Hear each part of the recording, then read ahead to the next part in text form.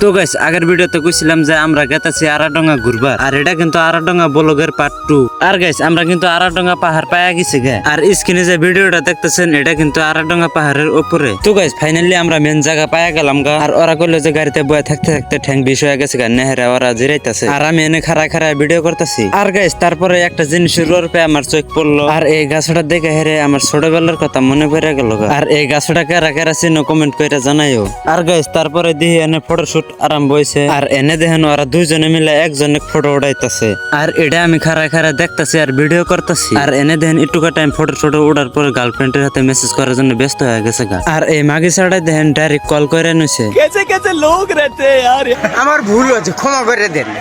তো গাইস প্রায় 2 ঘন্টা ঘোরাঘুরি আর ফটো ওঠার পরে আমরা গেতাছি এখন বাড়ি মিহি। আর বাড়ি মিহি যাওয়ার টাইমে ওরা কইলো যে এই জায়গাটায় কটা ফটো উঠা যায়, জায়গাটা বহুত ভালো আছে। আর আমিও দেখলাম যে জায়গাটার ভিউ বহুত ভালো, তাই আমি ভাবলাম যে আমিও 2টা ফটো উঠা যাই। আর এই জায়গাটার ভিউ দেখেন গাইস এত সুন্দর যেটা ভাষায় প্রকাশ করা হারতাছি না। আর তারপরে ফটো ওঠার পরে আমরা গেতাছি এখন বাড়ি মিহি। আর আজকের ভিডিও এই তোরই। ভিডিওটা কেমন লাগলো, ভালো লাগলে একটা লাইক দিবেন আর আইডিটা ফলো করে দিবেন।